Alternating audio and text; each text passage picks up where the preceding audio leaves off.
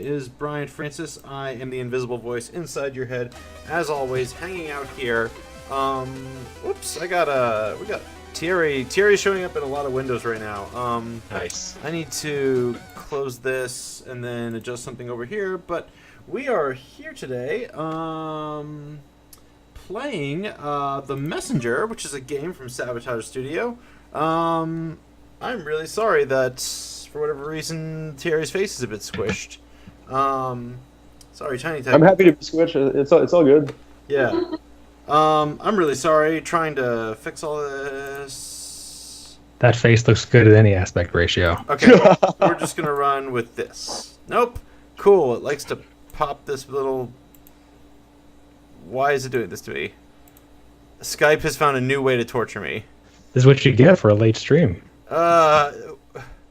Anyway, I'm Brian Francis, contributing editor at Gamasutra.com. Why won't this little window go away? I just want to show the gameplay. Okay. Let me push that button. Nope. Okay. Let me change to this. Is very embarrassing. Don't worry about it. This is Twitch. This is the internet. It's okay. Everything's live. How's everybody in chat doing? Thanks everybody for coming out and chat. Once we get started, we're gonna take questions for our fine guests here. So if you have any questions about the development of the Messenger, please just chuck them in chat, and we will get to them once we can show you. I think we're good to go. Nice. I made it work. All right. Yeah, like Alex said, we're here playing the Messenger with Thierry. Alex, really quick, would you please introduce yourself? Yeah, I'm a mess. Hey, my name is Alex Poirot. I'm an editor at Gamasutra.com. It is Wednesday, the 15th, and we are joined today by a very special guest. Special guest, will you tell everyone who you are and what you do, please? Yeah, so my name is Thierry. I'm from Quebec in Canada, and I'm one of the two founders of Sabotage Studio. And the Messenger is basically our first game. We're a studio of people we've been working together extensively over the past 10 years. And we just kind of had, this shared vision of working on a game we'd like to play, and we all have a thing for retro aesthetics. But we also want to delve into modern game design. So it's kind of like a presentation is retro and feels nostalgic, but then we go places, with the gameplay and mechanics that I like this idea of the game doing things it doesn't look like it should be able to do, Yeah. There is a special thing about this game that I want to talk about right up front before we sort of dig into the design and development. There's a mechanic, Brian. I think you can demonstrate it where you can jump off of enemies. Oh, no? Wait, yeah, I can do that. Hang on. I think that's heckin' neat. I love that. Terry, can we? I'm going to demonstrate it right now. Nope, I'm going to be hit by the enemy. There we go. Yeah, there you go. Yeah. Can we talk about that for a minute? Because I think that really changes up the way the game's levels are designed and the way Brian navigates them. I sort of want to figure out where that idea came from and how you implemented it. So that was there from the get-go. That was in the initial prototype. So because my background is I've been a programmer before, game programmer. I did that for about 8 years, and so I come from the technical standpoint in doing game design. And so I'm very much like just gameplay first, right? And so for the first few months, it was just doing the prototype at night and over the weekend with Phil, our level designer, and it was just a stick figure with gray boxes, right? And this idea of playing a ninja was that you should probably look the part, right? And so it probably has to do like, how can we achieve this dance with gravity and things like that so that you can really feel the ninja vibes, right? And so it's called the cloud step. It's basically a technique that this ninja clan has. And basically the idea is that there's no double jump in the game, but whenever you hit something, you get to jump again. And that jump is like ready for you until you touch the ground. And that's not only once per airtime, it's like as long as you can pull it off, you stay in the air, So if you can keep on finding targets, you can just never touch the ground, Nice. Before we get too deep into this, let's talk about your background as a developer and sort of how this project came to be. You said you were a programmer for a while there. Where did you work and how did you meet the folks who helped you make this game? It was mainly at the frictionless studio in Quebec, which for me I was mostly doing servicing work, so just making games, often on marketing budget for clients. There's a SpongeBob movie coming out and they want like a beat them up or whatever in Flash, web-based and things like that. And so yeah, so from there. What's that? Did you make a SpongeBob beat 'em up? Is that what you just said? But it was just an example. The idea being that the Nickelodeon, Lego, Disney were the kind of like the usual clients, but it's not like we ever did like a AAA PS4 title in that context, like I was gonna say we could talk about that for hours. Alex, talk about this game. Oh, sorry. Yeah, so like, how did you guys end up balancing coming together and working on this project with your sort of previous careers in AAA? Like, did you just go straight into indie from the jump, or did you sort of moonlight for a while? How did you balance that? Well, for me personally, it was because I was kind of like the scout, for Sabotage, because we're 14 people now, or 10 or 9 on Messenger specifically. For me, what I did is when I realized I wanted to kind of like try and do my own thing, I was like, starting a business can be a challenge, giving people paychecks and all that. You got to make sure you can actually pull it off. So what I did for a year is I had with a friend of mine, we just had just a consultant company in gamification, this idea of applying game design theory to contexts that are not games. Sure. It was just a thing like, can I understand, like budgeting and having a business and those realities before you just have employees, which are also your friends, and you really don't want to, if you don't have what it takes. So that was kind of like my own, the test I wanted to give myself, if that makes sense. Mm-hmm. So after a year, I was, during that time, I also worked on the prototype. And I already had, the few core team members. So our programmer Sylvain and our level designer Phil and our level artist Mick and the first character artist we had Jean-Luc. They were already like, it could eventually be a thing or not. They had, I had given them the gist of it, of the idea. And they were, it kind of sounded like, can it really happen? Like actually finding the funding to make it a thing and all of that. So it was like, yeah, sure, I'll show up if it happens. But we all just thought, yeah, of course it would be cool, but it just sounds like a thing you say but we'll never do. And then it just ended up all happening. So when the prototype was ready, I reached out to Eric, our composer, whose artist name is Rainbow Dragon Eyes, and because he was on tour in Quebec, and I was like, hey, I'm a big fan of what you do. He's very much in the Nintendo core, like chiptune vibe. He does like a Game Boy, growls over his Game Boy, like kind of metal kind of deal. And basically, so he was on board, and he joined, and then his track was part of the prototype. That's when I reached out to Martin, who's he's the other co-founder of Sabotage. He handles everything, basically everything except the game. So he'll do like finances and look into marketing and things like that. Mm-hmm. And so I showed him the prototype, and he was like, "Yeah, that makes sense," because I didn't know that it was marketable. It's like I know to make the game. I don't know that it has any value. That's not my my expertise is like I was very much a gameplay oriented programmer. So I'm like, I can do gameplay, but I don't know about putting it out there. And so we just picked it up from there and started hiring the team that was part of the vision, and then we just started rolling it out, and it's been 2.5 years for Sabotage now. Okay, so it sounds like that was about 2016, 2015 maybe. Yeah, I think it's April 2016. Yeah, that we founded the company. That's rad. I wonder, what was it like to be venturing into a game like this in 2016? Because even that long ago, like there are already a lot of indie games coming out every week, and like a lot of 2D like sort of tribute games. How did were you at all concerned that you might get lost in the shuffle, or did you feel like by the time this came out that would have sort of passed over and would be on to like PS1 games or something? Right. So the answer to that, I'm not like. For me, I had to do it regardless, and it wasn't about the timing of it, or I don't approach these things from a market perspective, and maybe I should, but I don't. It's not like about like, does this make sense? Is it a good timing? Is it what people are asking for? It's like, this is what I feel like putting out there, so I'll just do that. It's really where it came from, and I've been wanting to make this game since I was in elementary school. I was like drawing ninjas back then and all that, and I became a programmer in order to eventually become a game designer. When I was looking at my heroes when I was younger, Peter Molyneux and Will Wright and those people, I was like, I guess you're going through one of the crafts, and then eventually, you get some experience, and that you kind of emerge, hopefully at some point. Sure. As a game designer, if you're ready, if you feel compelled or whatever. So that was my plan. I didn't really care to remain a programmer. For me, it was kind of like the stepping stone, the thing I could do that was one of the crafts to making a game, to eventually get to this, And so I've been working on this story, this world, for like about 25 years now. And 10 years ago, when I was studying to become a programmer, I did the obligatory, like a really bad prototype of it in Flash, which was already like the side-scrolling, this whole deal, you know. Sure. So for me, it just had to happen. It was just a timing, a question of when I would be ready or have the right people around me and all that, you know, which is now that time is now, it seems.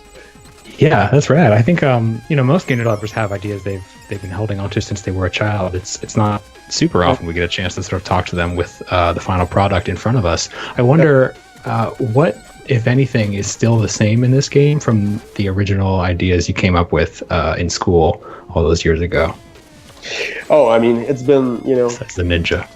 It's been living forever, right? But so it's hard. It would be hard to tell, like, if there was like one moment where it became something else. I think it's more that it started as very basic, and it was just this process of like really slowly adding on little ideas, you know. And the main thing that I had to do about 2 years ago was to really sort of set on paper what happens in the game and in what order, you know, because all I had was like just a collection of, oh, this would be cool for a boss fight, this would be cool for a joke in the dialogue, oh, this would be cool for a moment in the adventure, but I didn't know how it all tied in together, you know. That makes sense, like in the pacing of all of that and the difficulty ramping up and all those realities of it actually being a thing. So the scenario itself, it was always about a ninja carrying a scroll, and it was always about like this kind of like time travel aspect, because, you know, the game eventually takes you to the future where the messenger is needed, and now the whole thing shifts into 16-bit to kind of like represent visually that you're in the future. So we have the past and future world, you know, working in conjunction together, and eventually because the game starts off as a linear action platformer, right? So it's one level on to the next 8-bit, and you think that's all there is to it. The game is the main ingredient is the player's expectations, right? So you think that's what you get, you think you understand, you think you know what's coming, but eventually it gets to a point where the frame falls completely, and you realize you had been playing a linear cutout portion of a Metroidvania, and now the whole thing opens up. You have a map. All of a sudden you're looking for new areas, hidden entrances and new bosses and items and upgrades and things like that. So the idea is very much to work on like that what's the delta between the starting point and where you end up, right? It's kind of like the breadth of like how rich the experience can be, right? I mean, we'll see how it shakes out, but that's certainly what I can speak to about the intention here. Nice. That's cool. Hopefully we get far enough to see that. No pressure. It's still in a few hours, but yeah. From where you're at right now? Oh, well, sorry. We'll only be showing the classic linear part of it then. That's I guess the next question is, so when you're working on a game like that, under the hood, how do you build the tech for this game so that you can like make a lot of content that is made, you know, for this kind of portion of the game, and then easily like let you work with the game's other style? Right. So the basic premise that we had was that every level in the game is in both 8 and 16-bit period. So it's just all of it. So it wasn't like we didn't have a thing where it's like so we did all the, so we're working in Unity, right? And then we did all the tech to just all the wrappers that we needed, and we used a few plugins so that we essentially have a Mario Maker. You know, we can just like paint collisions, and the grass goes on top. You know, you can brush enemies. It's all using prefabs. The sounds already play, they behave. You know, and everything. So we can really like iterate fast on trying ideas. And then we made a few custom components of like we call them like the multi-animator, the multi-sprite renderer, things like that, so that the 8 and 16-bit versions of everything were always in just one object, so that we're not constantly managing the shifts and all of that. Because the game is running, so in real time it has both renditions running constantly, and eventually with the shift between the 8 and 16-bit, it's seamless. There's no like loading time or whatever. You walk through a tear and now you're in the 16-bit world, and there's even shapes moving around that like inside the circle, it's the other world, you know, and at the seam your character is drawn, you know. Like in the 8 and 16-bit version, like just his leg is protruding, and only the leg is 8-bit, you know, things like that. That's rad. Brian, who about that? Well, I mean, I just, you know, you appreciate good artistry. This whole game, like, it just, I mean, like so many indies, like it just bleeds passion. It just resonates with someone who just took so much time to get all these little things right. Brian, this is a dumb question for anyone who's played the game, but who is the little demon that's following you around? Oh, that's the little, I forget his name, but he's basically there whenever he resurrects you when you die. So whenever you die, he he's counting how much you owe him.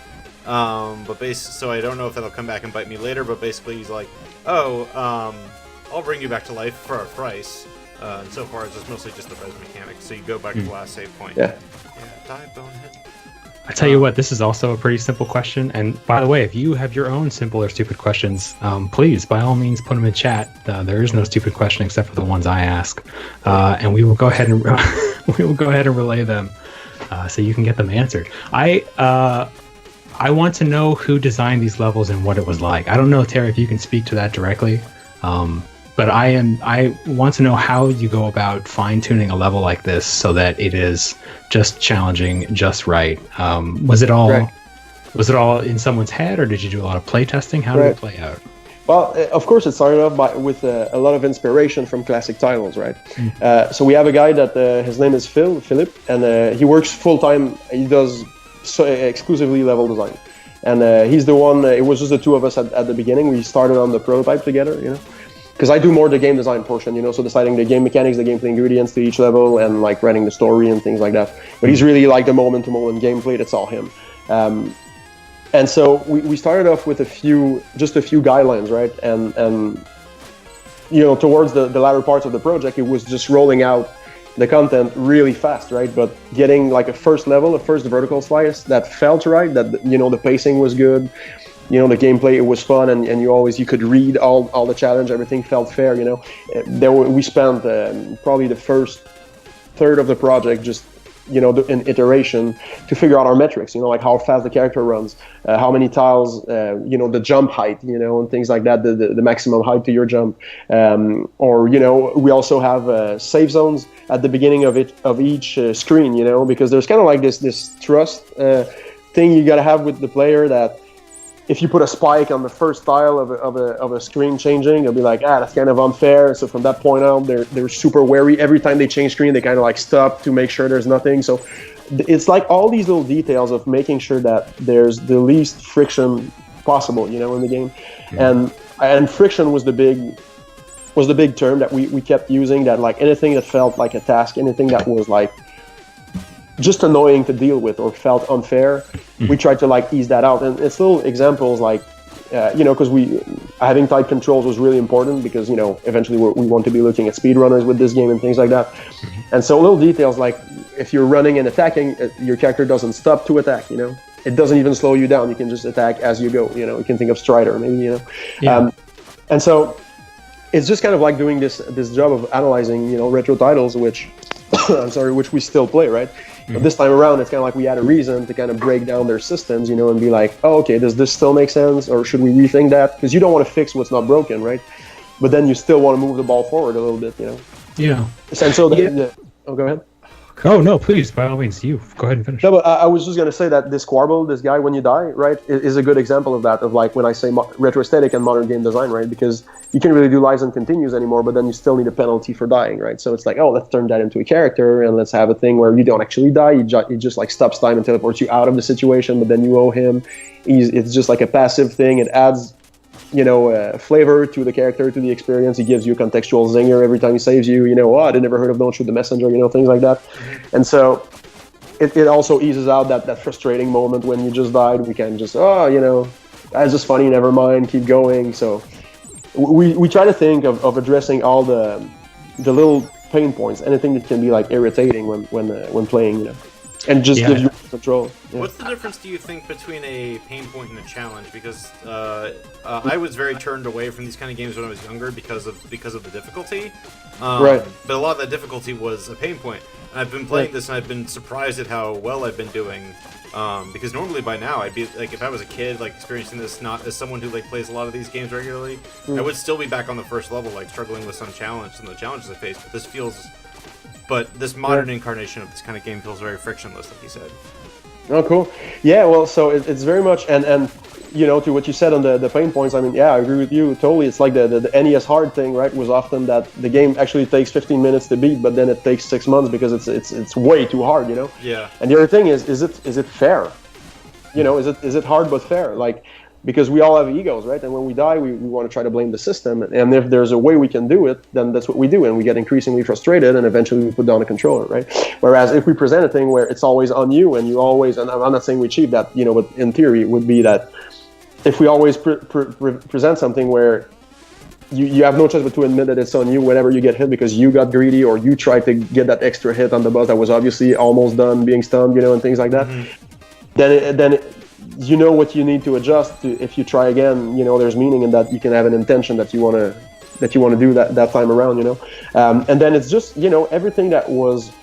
So I see you bought a few upgrades already, so things like the infamous like Castlevania 1, you get hit and you're just knocked back until you fall into the pit, right? So an enemy that's only meant to hit for one ends up clearing your whole health bar in one hit just because of the way the physics apply when you get knocked back.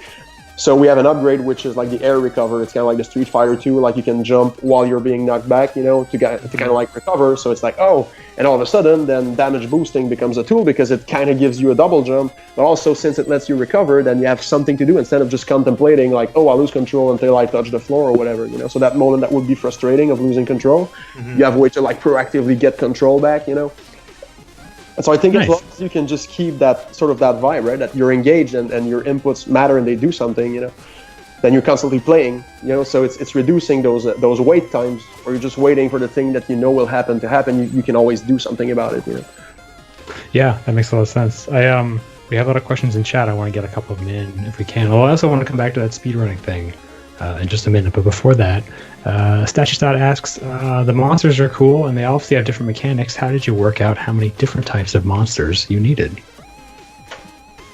Wow, yeah. So, that's kind of like a tough one, and it's an interesting one. Because the thing, so one thing that was clear from the get-go was that every level should bring at least one new enemy, right? Mm-hmm. And have one that really like fits into the environment. Like, now you're in the catacombs, so it's like, of course, there's going to be the skeletons and things like that.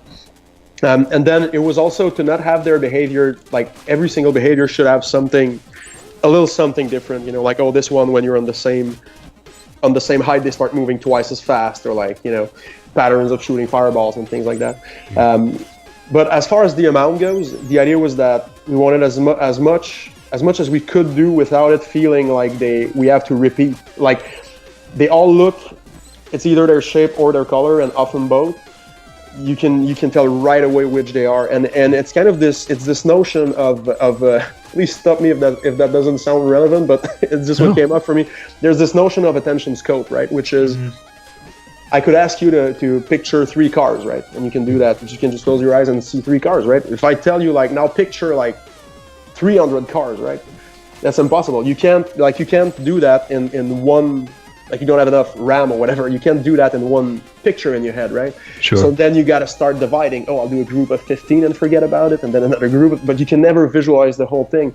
And so this idea of attention scope is like, if we give you too much content in a way, it becomes hard to memorize, right? And it was this idea of not going too far, that if we had too many enemies, you start seeing them without remembering what they do, right? But then you don't want the enemy that you see in every single level either, or like, the one that's always there and you get bored with it or whatever, And so they were all designed in what do they do? And if that doesn't easily give us at least 10 ideas of situation in which we can present them, so that because it's the level layouts that change, not the enemy behaviors necessarily, even though we do bring new enemy later on. Sure. But the idea is, how can we combine these two things, right? So you're just on the floor and this enemy is shooting fireballs, right? And so it's like, okay, just go forward and jump. But all of a sudden, if there's a pitfall in between, you got to time your jump to not get hit and then fall in the pit. And so it's making sure that everything we do, we can combine them in other situations. And some of them were ditched because they didn't have enough like combination, potential. Yeah, it's an interesting facet to readability, right? Like, you want people to be able to quickly look at one of your enemies or sprites or whatever and know what it is. But I'd never considered the idea that people can only typically keep a certain number of things like readily in memory, and so you don't want to have too many or you'll confuse them. That's neat. There's more questions in chat if you're ready. There's another one here from Chad Middleton who wants to know, is there a New Game Plus? I think that's an interesting question from a design perspective. we were talking about that earlier. We wanted to do a new game minus, but What do you mean? yeah, which is basically like you can't buy any upgrade. It's just like in the equivalent of like just playing very hard, but calling it something kind of silly. But That's really good. so the decision about like all the so the short answer is no. But the decision around like we think the game is probably like 8 to 10 hours as it stands now. It's just hard to tell, with the Metroidvania portion, how long will it take a specific player to understand, oh, now that I got this item, it probably unlocks that thing I can do now, whatever. Like there's a bit of like exploration and stumbling upon a few things and figuring out what to do with certain items. So it's hard to be like really precise on how long the game is. But the whole deal of like, should we do a new game plus, a speed run mode, things like that. The decision was made that since the game had to come out at some point, because then everyone's talking about Red Dead and we want to be playing it as well, Sure. And so it was like we had a release window basically, and so some of that extra stuff was like the decision was to let's present a game that's as lean as possible, just title screen, press start, press new game. And based on the reception, based on what people want to see, like again to touch on what we said earlier, this game doesn't come from like, oh, what can we do to sell units, so we're very much passionate about it. So if people want to join in and celebrate and they have ideas of what we could add, I mean, we'll be there for sure. But we first need to see how it's received, because being an indie startup on a first title, just going on a budget for 2 years, we're kind of broke right now. So the game had to come out. Yeah, that makes a lot of sense. I wonder how often does you really wanting to play a new release affect when you release your game? That well, I mean, I don't know how much it really does, but I still think of like the Spider-Man and Red Dead as kind of like a reward at the end of production for us, Sure. Yeah, that makes sense. Brian, how are you doing in there? Good. I just got a very good fairy tale and realized I should probably get some upgrades. I already went through this thing about not opening the cabinet. I did that while I was playing yesterday. I was like, when a game, it's that classic like when a game tells you not to do something, so you do it anyway, and then the game gives you the punishment for it. Okay, cool, boss. This is a really good time to talk to you. How are you doing in there? How's is it fun? Is it hard? Better. It's easy to play while you talk, right? Yeah, it's really easy. So let's talk about this boss's design, Terry. I've never seen it before, so this is going to be totally new to me. He's really short. I thought he was really tall, and he's actually really short. That's really good. It's a good guess. Yeah. So Terry, how do you guys think about boss design? Is this like, when I think back to old games like this, I never played Ninja Gaiden, but I played a lot of Mega Man, and in those games, like the stages and the bosses are the game. Like the character is kind of secondary. Like so much of what those games are is about like learning the stages and then learning the boss patterns. Yeah. But that was also really hard for me as a kid. I wonder, like, what was your emphasis in designing these boss challenges? Was sort of like to make them a challenge, or was it just sort of like to give the player a reward at the end of the level? It's mostly to add. I mean, you gotta have like a climactic moment, right? To like, oh, cool, you achieved something, and now you're on to something else. You kind of like earned. Looking at the next pixel art background and hearing the next chiptune music track, it's kind of like it keeps things forward. It's like the cherry on top of beating a level. But the way bosses are approached are I have my fair share of grievances with like typical NES boss. Like they're just jumping around. It's never really clear what they're doing. Yeah, you have a really big health bar, and you just got to figure out that one move to cheese them. So the boss design that we have are more. I went more from and I don't know if that'll make sense, but it's more like how can I say this? It's more like in phases. Basically, it's what it is. It's more in phases. Like they have clear, definite moves, and they each have a window where they're stunned for a little while, like he's got right there. And you can just hit them. If you think of Zelda, thinking of the 3D Zelda games, that the bosses are very much like you just dodge for a while, and then you have if you do the hit here, it gives you the window to do like about a third of the damage on the health bar, things like that. So it's kind of like a clear thing to execute, and if you can pull it off a few times, then you win. But it's more about, for me, the bosses are more about. I mean, of course, they're challenging, and especially later on in the game, but they also help in like building the world, because they're not like just bosses. They each have like their dialogue and very strong personalities, and they really contribute to creating this whole universe.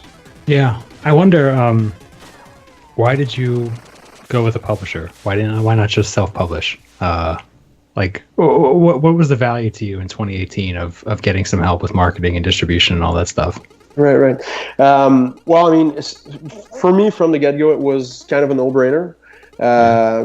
And I mean, we got Devolver, which was the one we were very much hoping for, so it kind of made it even more of a dream, because we're big fans of them, obviously. Sure. But no, we did want a publisher because, I mean, my thing is like I know to make a game, or hopefully, or at least I think so enough to drop everything and do my thing, right? But I don't know anything around it. I don't. That's not what I understand. That's not what I mastered. That's not what I read about during the weekend. That's not what I look for. That's not But I still understand. From spending a few years in the business world before, prior to that, is that whole layer is so important. Like marketing and publishing and all of that. If you don't do it properly. Because the other thing is, as an indie title, we could get a little bit of traction in North America, maybe Europe. We could kind of handle the press ourselves and do the translation ourselves in English and French, maybe. Sure. But then you're talking about Russia, Japan, Latin America. I have no idea how to. You want to get your game to China, you got to go through censorship with the government, and so it's kind of like all of these things of for me, I like this idea of just being on the big gear. When you hit the pedal on your bicycle, if you're if the effort doesn't take you forward, it's like you're on the small gear. You should change gear, man. You should switch. And so for me, it's just knowing where, when I'm on the big gear, and I just want to spend as much time as possible there. So if I'm doing marketing or trying to figure out publishing or how to get the game in Brazil or whatever, it's I could be working on the next game instead, and that's where I create the most value, and someone who's on the big gear doing that can do that instead, Yeah. So that's for me, that's kind of where it's at, of always being where I can create the most value, and recognizing what I can and letting someone else do it to who it's where they bring value. For sure. I wonder, and I know clearly you were not fully hands-on with the marketing and stuff, but what has been the most successful way for you to get this game in front of people who would enjoy it most? How have you been trying to get the word out, and what's worked well for you? Because I think a lot of devs struggle to try and find where to best spend their time, whether or not they're working with a publisher in terms of Twitch or idiots like us or email, what works? Mm-hmm. Yeah. Well, I mean, of course, when a website wants to talk about the game and they already have an audience, right? That's a big deal, because like we were saying earlier, it's if you build it, they won't come, because no one knows about you and there's so many games out there. And so just meeting someone that have an audience and they want to share or what you did compels them, and they're like, hey, I'll show it to my audience. Then yes, of course, that's a good way to go. And for us, it's been we didn't try to stream ourselves and try to get things rolling. Again, to that being in a big gear principle, it's we're not streamers. That we can be a guest here or there, but figuring out how to get popular on those channels, I'm sure some people can pull it up, but that was not our inclination. Or if you meet anyone who knows how, let us know. What's that? Please. If you meet anyone who knows how to get popular on Twitch, let us know. All right. Sure. But yeah, so for us, what happened was just presence at events, So going to we go to PAX, and we'll have done all three this year, South, East, and West. And that's how you get. I mean, because then hundreds of people just play your game, right? And then if you've got the controller, just being slightly polite, and then they leave, then you're like, okay, maybe we're not onto something, right? But then if there's a line, and and if a journalist shows up, that's how you get all your opportunities, because you're just there with a booth and you're talking to people, and eventually you get some attention, and then someone's like, hey, maybe I could do a piece on this because it looks like there's a buzz around it, But if you're just at home and you put your game up, it won't just magically show up, Yeah, it's interesting that neither one of us mentioned reviews. I'm sure you'll be happy to get reviews, I guess, but it's just been interesting, especially this week when people are talking about the review process. It seems like devs more than ever don't. It seems like streamers and personal events and stuff seem to be a much more fruitful ground for game developers these days than the more traditional submit your game for review, get it reviewed, get that score out there. Is that a big concern for you? Am I off base or? Yeah, concern. What would be the concern? Sorry. About review scores. Like, do you worry too much about like getting it out there? And because I know especially indies often have a hard time getting their game early to reviewers, because you're always working on it till the last second. Oh, right. Yeah. So yeah. are reviews a big part of your strategy at all, or is it mostly just getting out there to streamers and that kind of thing? For us, it's always been like anyone who's interested, we're just like we're just, hey, cool, For me, games are a celebration, and whether you're a developer or a journalist or reporter or an event organizer or whatever, everyone finds their own way to be delving into games, full time and bring what they bring, so that it just all comes together in a thing that is sustained, Sure. So for me, like again, that's really from the indie perspective. Like I can't really speak to the if it was like a AAA or what it's like for a business or whatever. But obviously it's more the DIY people are reaching out. It's like, hey, I'm kind of into it. Can I look into it? It's like, yeah, for sure. We don't really fear reviews or whatever. And I don't personally dread like bad scores or whatever. I see it as it will happen if it happens, because I'm what I'm looking for is what I should be doing with my life, right? Which I'm fairly confident my calling is to entertain people, but maybe that's not as a game designer, and so I can't wait actually for that response to see like, are you interested in my second idea, or is that not my gig after all, and I'm happy with the game. I did all I had to do with it. I'm 100% happy with it. It's not like I wish we had more budget, more time, or anything. I'm 100%. This is the best I can do. So I just can't wait to see the response. And I'll just take it in and see what's next. From there. That's remarkably chill. Do you care whether you stay as an indie, or would you mind having to go back and take a job at a AAA studio somewhere, or do you really have a passion to stay indie and keep working on your own games? Oh, you can. That's one thing. Not having a boss, I don't think you can go back on. Yeah.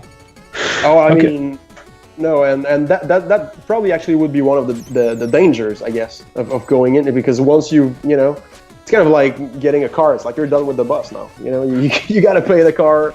That's your overhead for life, because you won't go back to like more friction, Sure. No, but yeah, I mean so it's more work, but it's also more purpose, So what's going to happen to Sabotage if this doesn't do well? Because I think if anyone's watching doesn't know yet, like this isn't quite out yet. It will be out this summer. So what happens if it doesn't do well? I mean, lots of indies release fantastic games and they just don't find an audience. What are your plans? I mean, I don't know. The answer is I don't plan for it. I'm very much working on the next idea already, and I'm looking forward to hopefully being able to work on it because I'm all in, sold the condo and took a big loan when we all started and all of that, and now it's finally coming out. And so, but I don't think I'm in a position right now to even make a decision because it's been quite the crunch since February, so I'm just completely exhausted. And I think I kind of have to recognize that I'm not qualified right now to make an important call on where my life should be going. So I'm just really I just let go, Yeah. And we'll see the response, and hopefully the response is good. And if it's not, then I'll find something else. But I'm really hopeful, and I mean it's a dream every day to work with the team we have. We're super tight knit, and we're working on a game we like to play, which was the dream, which was the basic, the short of it, and if we can do that again, then we'll all be the happier. Yeah, right on. Thierry, I don't mind asking, just kind of on the subject of like what's motivating you next. What's it like? Like you said, this is a game you've been thinking about since elementary school in some way or another. What's it like to have something in, like you've had it in your head for so long? You've made it. It's out there. It's a thing. And then what happens after that? Like after working on like such an old passion. Like I think everyone has passion projects, but I haven't heard of many game designers who've quite stuck to their guns of I had this idea in elementary school. I thought about it my entire life, and now it's here and it's better than I ever could have imagined. Right. Yeah. So that's the thing. So I think the first thing is recognizing, like, just being thankful. I'm like is acknowledging like that happened. So that's why, again, to your point, Alex, on reviews is like, if it's a 2 out of 10, it is, but then no one's taking away all the journey that I had making it, and that's it has to be the most important part of it. I can't let happiness or meaning in my life fall into like what someone who doesn't necessarily get all that was behind it and all that's important to me in there. that part is for me to judge, and so no one's removing that.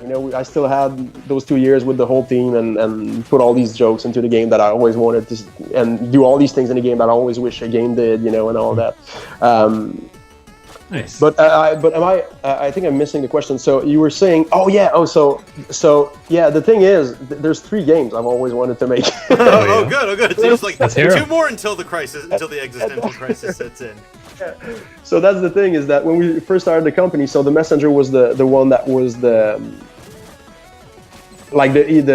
easier to approach, because it was the clearest proposition to the player, since we didn't have a name yet, if that makes sense, And so the idea was that you look at it for 5 seconds, you get what it is, and if you're interested or not. So hopefully, the sunny day scenario is that we can build a bit of a fan base, and then we can propose something a bit more complex, and be like, okay, I'm listening, since it's you guys, Right on. That's a really good. That's a really good way to approach that, I think. I'm just really impressed you didn't put the word ninja anywhere in the title, because you look at this game and you think like. It's called The Messenger, and I was like a little surprised when I finally installed it, because I was I'd reviewed your marketing person Genevieve, reviewed her original stuff. I'm gonna die. No, I'm not. I live, suckers. For now. It's nice to see you break with the tradition of Ninja Gaiden, Shinobi, Ninja Cop, all those classics. So that's cool. Cool. Real quick, I think we're at a funny time slot today, so I think we only have about 20 minutes left, which actually is a ton of time. So if anyone has more questions, just keep throwing them in. But I want to go back to something we talked about a while ago that I don't want to overlook, which is designing for speedrunners and sort of keeping speedrunners' interest in mind when you put together a game like this. How do you do that, quite frankly, is my question. Right. Well, so part of it is like they're very much into retro games, right? So there's a natural fit right there. That's what I saw, and I know even modern games are being played by them, but still, I think that the retro vibe is really a good place to be. Like, it sends a clear message, like it attracts the people, like because our game is niche, right? But it's a big niche, and people get it right away, and we're not trying to please everyone. It's like, but so from there, it's trying to think like from a speedrunner's perspective, because I can't run, but I just love watching the GDQ, twice a year and all that. But totally.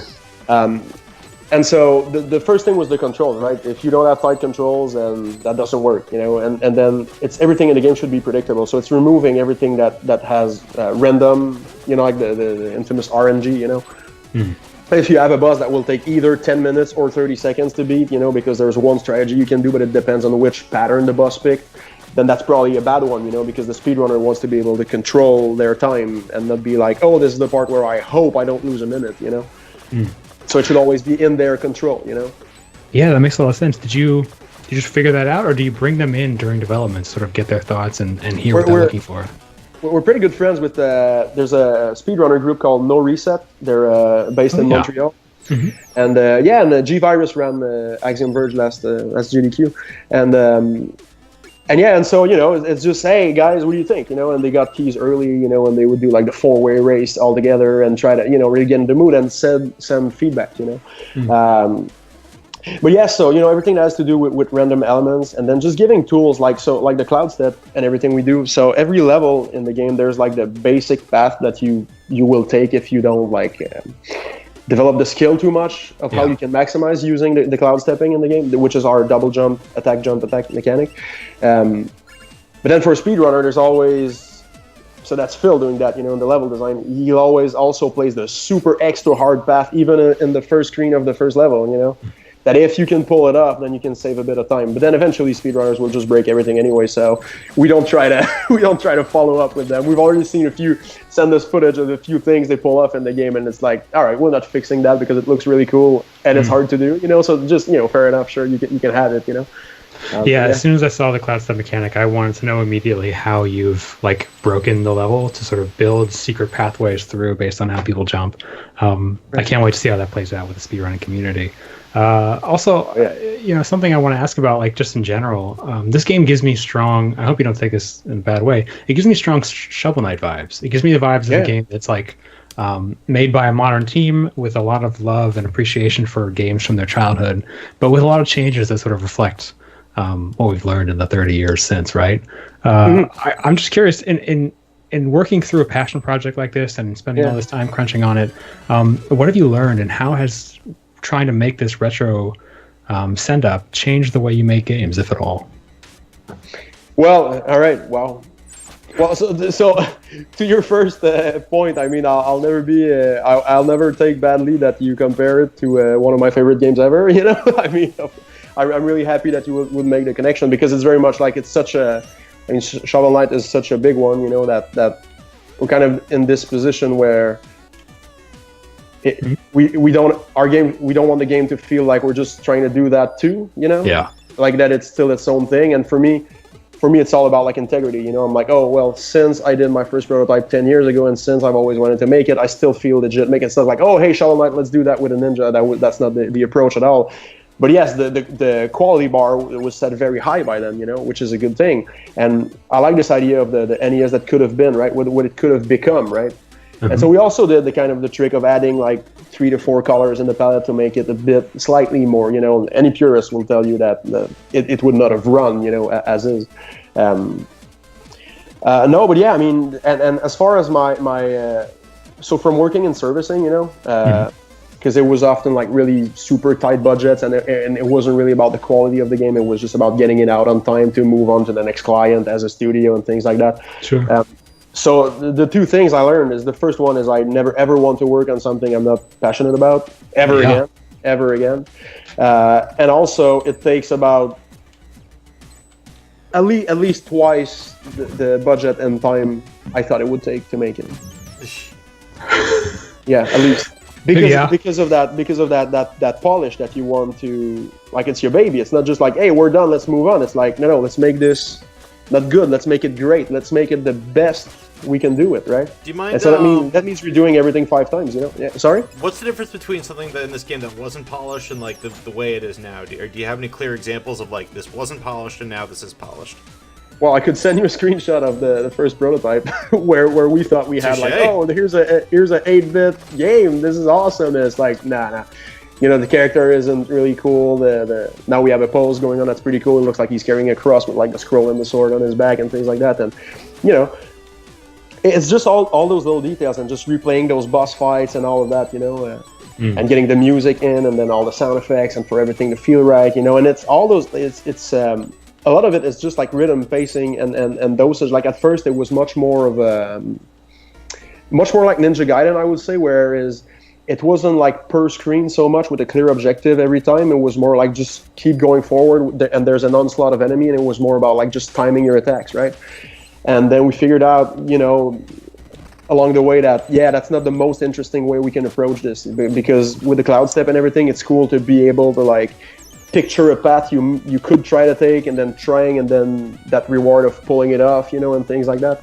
And it's very much about like, I don't know if that makes sense, but it's like listening to the game as you make it, to be like sensitive to what it's trying to be. And that's it. We hit that moment about a year ago where it was like, oh wow, it feels right, and it feels unique, right? And from that point on, it just became, all right, let's just keep on rolling out content, because the Messenger was its own thing at that point. We weren't just trying to go, we went from prototype to it felt like a real game, if that makes sense.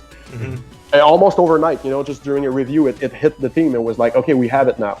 Yeah. And now we just need to listen to it, pay close attention to it, and take it further on the road it's clearly taking, you know. For sure. I tell you what, as we wind down, they're having a really good conversation in chat, and I thought I'd just bring us into it. StatStat, I think, asks how many people were on the team, and do you all work together somewhere, or do you work remotely?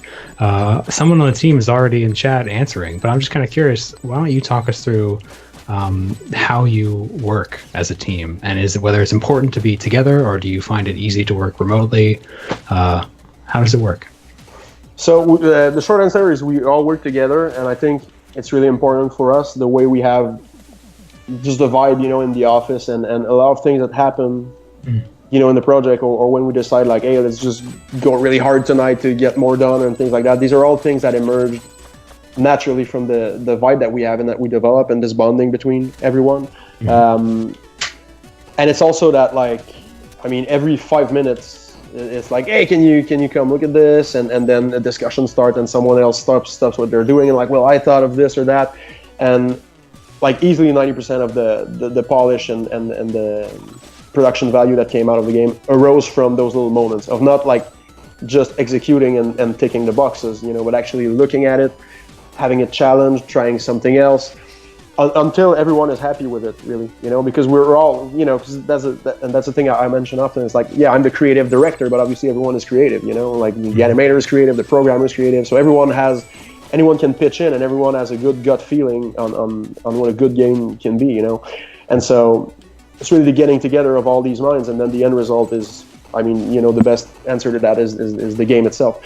So the only guy that's not in the office is Eric, our composer, because he's based in Denver, and so he's a professional technical death metal drummer.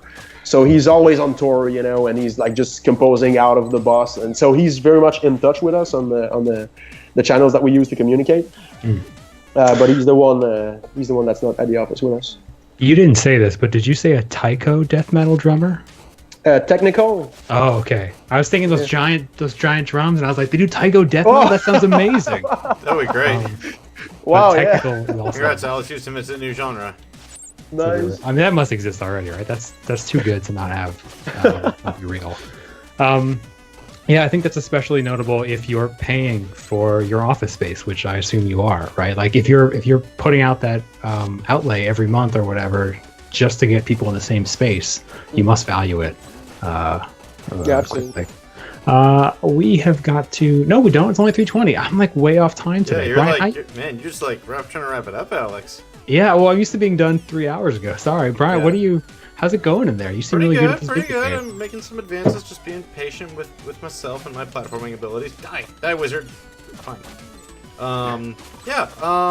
Before we go, I guess Thierry, if you were able to wrap up in one sentence, like, what part of your team's animation process helps make this frictionlessness come together? Because animation's really important in this game, because every frame of these enemies and every frame of my movement will decide if I live or if I die. Have you got any quick ways to sum that up?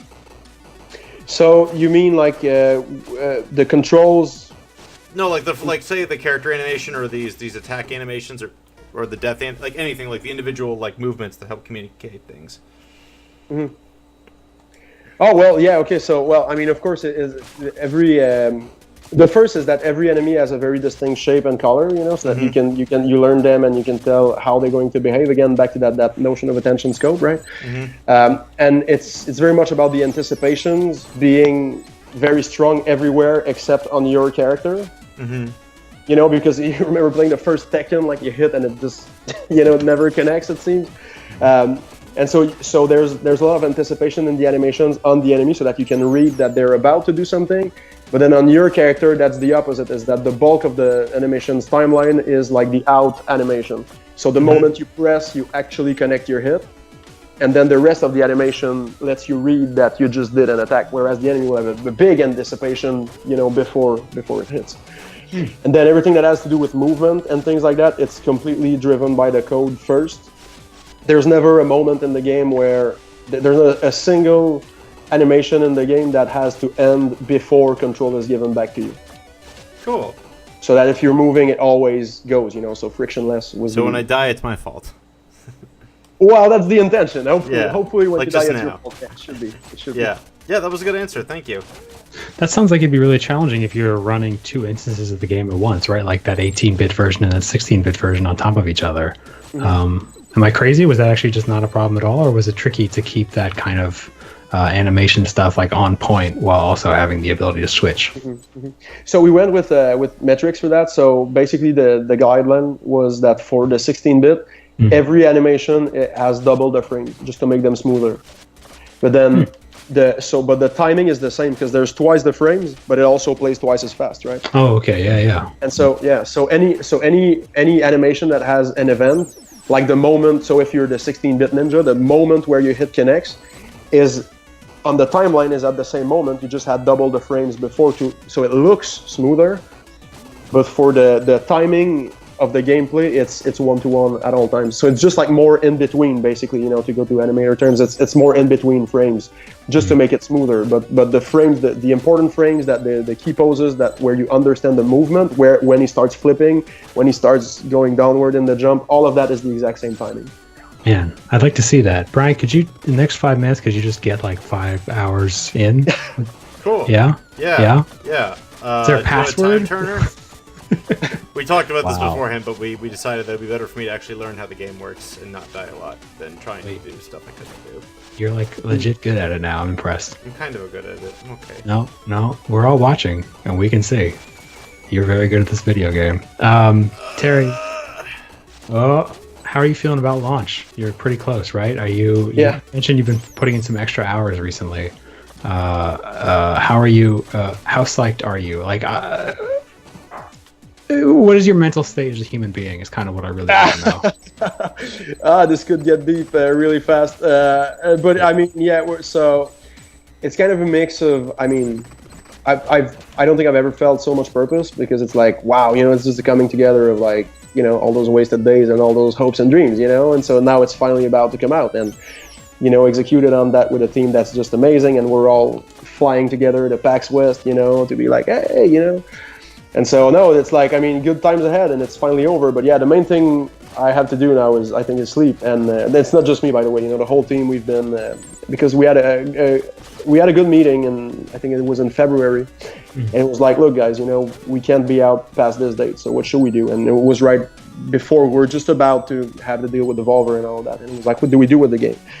And I was ready to present a stripped down version of the vision. So that's like, here's what we can do. That's not the full deal, but that we can do with reasonable effort and all that. And the team unanimously went, no, let's just do what it takes. We want to see this being the full-fledged version of it. And so we just went all in, and it's been pretty crazy. And it's not something I recommend, and it's not something we're doing ever again. But it's done now, and we can be in the position where we're really happy, really proud of what we did. And it's not like we wish we could have added something. It's all there, all we wanted. Yeah, how do you plan to avoid that on future projects? That crunch, that last minute, like, oh, this isn't where we want it to be, and we wanted to get it in a certain place. Let's crunch. How do you avoid that? Well, it's another good one for the publisher to come in, because they can fund your project, and they actually, it's a part of what they did. It was allow us to extend by another 2 months, which also really helped, because we were already going to do everything for 2 months prior, which would have been a catastrophe, So there's that. And the other thing is, hopefully, we won't be a startup. We'll have a game out, and if it picked up a little bit of traction, then maybe that gives us the means to, do the not ready until it's ready approach, Right, because you'd have revenue coming in from your sold game. Right, exactly. Because the reality right now is I'm in debt, so it's like, it needs it, and so this can't go on forever, and so, but hopefully, if it picks up a little bit, then it gives us the means to find, a healthier dev cycle, because we did have like a time to market for the first one. We had funding to bootstrap the company and all that, and all these things had like due dates and whatnot, so hopefully we can be free of that. That's the dream for sure. Yeah, I hope it comes true. I think we should probably actually start to wind down. But I want to finish this. I want to get to the next save point. We can keep going. Yeah, let's just go to the save point, and then we'll come. All right, cool. Everyone. If you got questions, otherwise, feel free to just play backseat driver as I. Well, no, I mean, there's good questions in here. I mean, there's Love You Dead wants to know, how do you know when it's enough? How do you know when you're not overdoing it with a level? Is there a bunch of tests, or is there a gut feeling? Like, how do you know when a level is complete, other than you gotta ship it? Oh, when a level is complete, yeah. Oh, so. That's a tough one. That's interesting. So it's like paying attention to. So a game should never be a task, right? Mm-hmm. And like just asking, is this fun? Is such a simple question that we always overlook. It's like, is this fun? And if it is, you know the answer. If it's not fun, then you probably need to have a conversation or think some things through, And so for us, we found like the how much is enough, it's hard to answer, because as long as it's good, then you can never have enough, right? And it's kind of like trying to pay attention as you're playing, oh, this is a little bit too much. And at first I had a guideline, okay, every level should be 10 minutes. That was like the metric we started off with, you know. Every level is 10 minutes. And we started doing that, and it's like, this level feels like it's dragging. Oh, this level has a few moments that aren't as interesting. And so I guess to put it really simply, for me, the approach is distill instead of dilute, right? And so we started off with these levels just as a guideline. And then it was like, okay, it feels a bit too long. Like you're playing it and you're like, I feel like I should have been done with this. I was expecting the boss on the next screen and it's not coming. Then, all right, you probably need to cut a few screens. And then we work by screens, right? By screen size in this type of game. Like the level is kind of a grid, you know, where every tile is a screen, right? And so we're like, okay, let's cut that level by 30%, you know? And then we just review the level. And it's like, well, this part isn't so fun. This part isn't so interesting. And so that's the distill approach, right? And you're like, okay, cool. So we gave our level designer these ingredients and this setting and these things to use more than in other levels for 10 minutes. But now it's really good for 7. So let's remove the 3 minutes of ideas that didn't work so much. So in a way, it's kind of like you're iterating on your development in this way, right? Because it forces you to try ideas, and then it also lets you only keep the best ones, you know? Right on. I think it is now time to wrap things up. You've been watching the Gamasutra Twitch channel. Thank you all for tuning in today. Thierry, thank you for joining us. This game Thank you guys. The Messenger is a really cool platformer. It's not out yet. Soon? I don't know. Soon. That's the most mysterious we've ever had. But yeah, keep an eye on it. It's being published by Devolver. It comes from Sabotage Studio. It is definitely like this time here with it has been very it's increasingly convinced me about what there is to do in this game, which I've been I've just been like, oh, I'm doing lots of new things like almost every second. That's been my super positive experience with this stream. Cool. And with that, I would like to ask if folks are so inclined, if they could please follow the Gamasutra Twitch channel if you would like to get more interviews like this. Because if you do, you will get notifications when we go live with other great developers like Thierry, a bit to learn more about their games. Mr. Fort Parkin, if you're watching, if you have any more cool games, we'll check in. We'll try and bring your games on, Mr. Parker. And with that, have a good day, everyone, as I fly to victory. Fly away. Bye. Bye.